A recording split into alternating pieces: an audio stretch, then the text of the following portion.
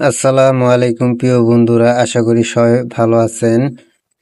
আজকে আপনাদের জন্য নিয়ে এসেছি গ্রামের খুবই দরকারি এবং কাজের একটি ভিডিও।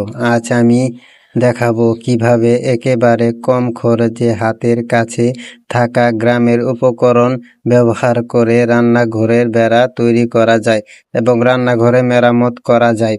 প্রথমে আমি বাঁশ কেটে নেব, এরপর সেই বাঁশগুলোকে লম্বালম্বি ফাটিয়ে ছোট ছোট করে নেব। সেগুলি আমার বেতি বা চাটি বলে। এই বেতিগুলোকে আমি সুন্দরভাবে সমান সাইজে কেটে ঠিকঠাক করে নেব, যাতে কাজটা দেখতে খুব সুন্দর ও মজবুত হয়। এরপর আমি রান্নাঘরের চারপাশে মাপ নিয়ে নেব, যেন বেড়াটা ঠিকঠাকভাবে বসানো যায়। মাপ নেওয়ার পরে আমি সেই অনুযায়ী বেতিগুলো বিছিয়ে বিছিয়ে নেব, একটা কাঠামো তৈরি করব। তারপর আসবে গ্রামের সবচেয়ে পরিচিত এবং সহজ সরল উপকরণ, সরিষা গাছ এবং আখ গাছের পাতা। আমাদের গ্রামে অনেকে এই গাছের শুকনো পাতা দিয়ে বেড়া তৈরি করে। এগুলো যেমন সহজে পাওয়া যায়, তেমনি খরচও কম হয়।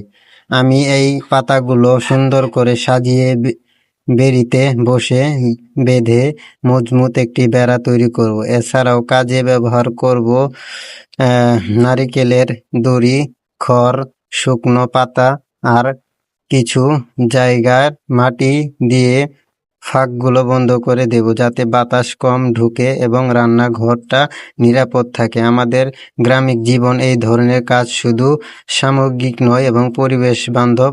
নিজের হাতে নিজের কাজ করা এবং যে আনন্দ, সেটা আলাদা এক তৃপ্তি দেয়।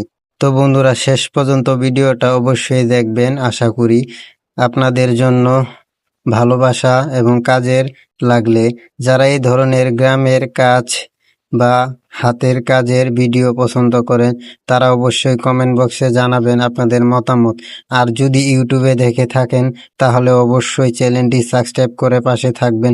আর ফেসবুকে দেখে থাকলে ফলো দিয়ে আমাদের সাথে যুক্ত থাকবেন। সবার জন্য রইল অনেক অনেক ভালোবাসা। সবাই ভালো থাকবেন, সুস্থ থাকবেন। আল্লাহ হাফেজ।